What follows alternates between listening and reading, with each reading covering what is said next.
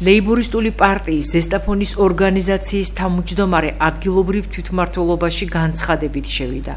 მას აინტერესებს, რამდენად კანონიერია 9 აპრილის სახელობის სკვერში მიმდინარე სამშენებლო სამუშაოები. კახა კვერეხაძემ მშენებლობის შეჩერებას ითხოვს. კანცელარია მისი განცხადება წარმოებაში მიიღო, სადაც გვითხრეს, რომ პასუხის დასაბრუნებლად მათ რამდენიმე კვირიანი ვადა აქვს. შეგახსენებთ 9 აპრილის სახელობის სკვერში ახალგაზრდული ჰაბი შენდება, რომელიც ევროკავშირისა და გერმანიის მთავრობის მიერ დაფინანსებული პროექტის ფარგლებში ხორციელდება. როგორც ცნობილია, აღმაშენების ქუჩაზე მდებარე 9 აპრილისა და გია აბესადის სახელობის სკვერში მიმდინარეობს ახალგაზრდული ჰაბის მშენებლობა. არავინ არ არის წინააღმდეგი, რაზეა საუბარი, თუ კი რამ გაკეთდება ახალგაზრდებისთვის და ახალგაზრდები გაიხარებენ, ყველანი ამის მომხრე ვართ, მაგრამ არა ამ ლოკაციაზე. როდესაც დაიწყო მშენებლობა, მივმართე ადგილობრივ საკრებულოს აი მის შესახებ, რომ თუ აქ იყო შეჩერებული, თუ იყო სტატუსი სკვერის და თუ იყო ნებართვა გაცემული. საკრებულოს უღრმეს მადლობას მოვახსენე იმისათვის, რომ ოპერატიულად უახლოეს მონაკვეთში მომაწერეს ინფორმაცია, რომ არავითარი თქვათ მოთხოვნა არ შესულა საკრებულოში და საიდან გაცემდნენ თქვათ ან სტატუსის შეჩერებას, ან მშენებლობაზე რაიმე ნებართვეს უფლებას. ამიტომ აი ეს სკვერში მშენებლობა არის არაკანონიერი. მივმართავ ზედამხედველობის სამსახურს, რომ ეს სკვერში მიმდინარეობს არაკანონიერი მშენებლობა, უკანონო მშენებლობა, სასწრაფო შეწყდეს აი ეს მშენებლობა. თუ ჩალით არ არის კიდევ ჩვენი ქვეყანა დახურული და თუ კიდევ შემორჩენია ცინდის ნამუსი, აუცილებლად უნდა შეწყდეს აი ეს სკვერში ეს მშენებლობა და ამ სკვერის მშენებლობა აღფრთოვანება ვერ გამოიწვია. პირიქით ძალიან უკუ რეაქცია გამოიწვია ზესტამბულის მოსახლეობაში, მაგრამ დაშინებებით და აი მის გამო ხალხი ხმას ვერ იღებს, ამიტომ სასწრაფო შეწყდეს. თუ არ შეწყდება ეს მშენებლობა, ვამზადებ უკვე სარჩელი უნდა შევიტანო სასამართლოში, აი მის შესახებ, რომ შეწყდეს აი ეს უკანონო მშენებლობა, როცა სხვადასხვა ადგილები არის ზესტაფონში, რომ გაკეთდეს ეს ახალგაზრდული ჰაბი და არავინ წინააღმდეგი არ იქნება ამ ახალგაზრდული ჰაბის, რომ აი ეს ამხელა შენობა ჩამოაფარეს. აი უკან ისტორიული კედელი არის და ეს არის უპატივცემულობა აი 9 აპრილის დაღუპული გმირებისა და აი გია აბესაძის, რომლებიც საქართველოს დამოუკიდებლობას შეეწირნენ და ახლადარჩეული პარლამენტის პირველი სხდომის გახსნის პრეროგატივა პრეზიდენტს აღარ ექნება. მე-11 მოწვევის პარლამენტი ახალი რეგლამენტის მისაღებად ემზადება. პროექტის ფარგლებში, რომლის მიღების შედეგად საპარლამენტო საქმიანობასთან დაკავშირებული მთელი რიგი საკითხები ახლებურად მოწესრიგდება, ცვლილება ახლადარჩეული პარლამენტის პირველ შეკრებასაც ეხება. ახალი რეგლამენტის პროექტით ახლადარჩეული პარლამენტის პირველი სხდომის გამართვასთან დაკავშირებული საკითხები შემდეგნაირად მოწესრიგდება. პარლამენტის პირველი სხდომა პარლამენტის არჩევნების შედეგების ოფიციალურად გამოცხადებიდან არაუგვიანეს მე-10 დღისა გაიმართება, რომელსაც პრეზიდენტი დანიშნავს.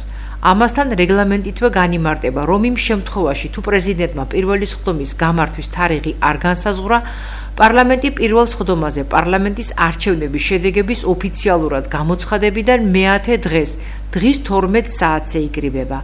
ახალი რეგლამენტის პროექტით პარლამენტის პირველ სხდომას უხუცესი დეპუტატი გახსნის, რომელიც სხდომას პარლამენტის თავმჯდომარის არჩევამდე გაუძღვება. პროექტი პარლამენტში უკვე ინიცირებულია, მისი ამოქმედება 2025 წლის 1 ივლისიდან იგეგმება. სულიკო ჭიპაშვილი, ზესტაფონის ცენტრალურ ბიბლიოთეკაში მოწყობილი ღონისძიების მთავარი პერსონაჟი, რომელსაც ერთ-ერთ ყველაზე საპატიო და გამორჩეულ პროფესიაში 45 წელი აქვს ათვლილი.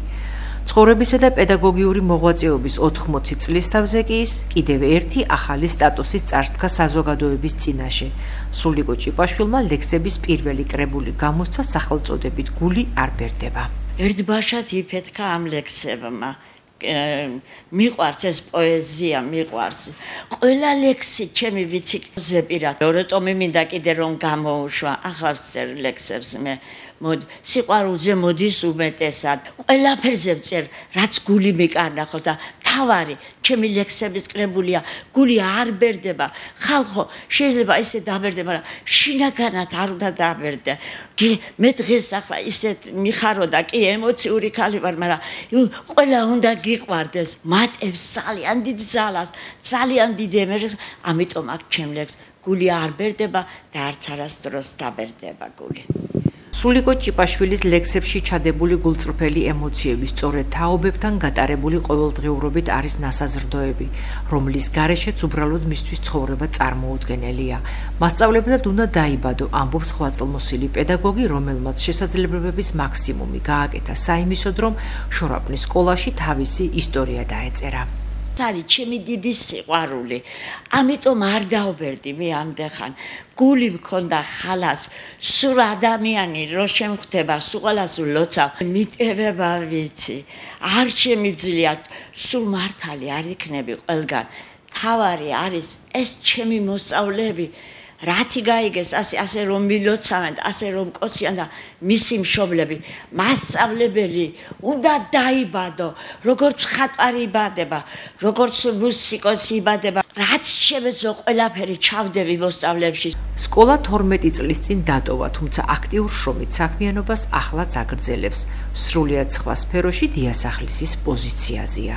ისე მიხარია რომ მივდივარ ჩემს სამსახურში, ამაზე კაი რა არის. ზოგი ქალბატონოს სულიკოს მიცაღე, ზოგი სულიკო ბებოს, ყველა გულით მეფერება. საიუბილეო საღამოზე შეკრებილმა კოლეგებმა, მოსწავლეებმა, ახლობლებმა 80 წლის იუბილე და წიგნის გამოცემა დიდი სიყვარულითა და კეთილი სურვილებით მიულოცეს ამაგდარ ქალბატონს.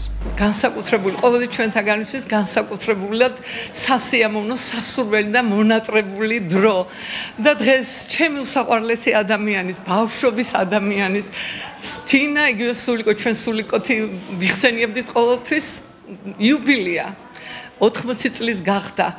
ასე სულიერად მხნედ, სიყვარულით სავსე, ენერგიით სავსე ქალი, რომელიც ბავშვობიდან აი ასეთი ენერგიით მოდის. ყველა ღონისძიება, რასაც ამიერკავკასიის რკინიგზის შორაპნის მერვე საშუალო სკოლაში ხდებოდა 60-70-იან წლებში.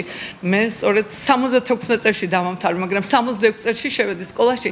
მაშინ სულიკო იყო ჩვენი ჯერ ოქტომბრელების, შემდეგ პიონერთხემძღვანელი, კომკავშირში სულიკო მიგვიღო და ჩემი დაწყებითების სკოლის მასწავლებელი ბაბუკო ბახიძე გახდა და მისი ავამტყოფობის დროს ყოველთვის სულიკო ანაცვლებდა მას და ყოველთვის გვიხაროდა ჩვენ სულიკოს კლასში შემოსვლა, რადგან სასწაულად, როგორ გითხრათ, ბავშვური სიხარულით სავსე განწყობებით შემოდიოდა.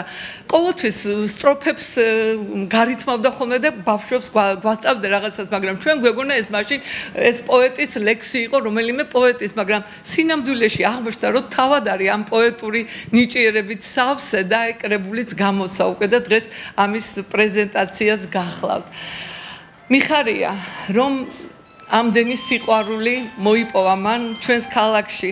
არიან ადამიანები, რომლებიც შეიძლება თითქოს ერთი შემთხვევით არაფრით გამორჩეულები არ არიან, მაგრამ შინაგანად არიან მთელი სამყაროს დამტევნი.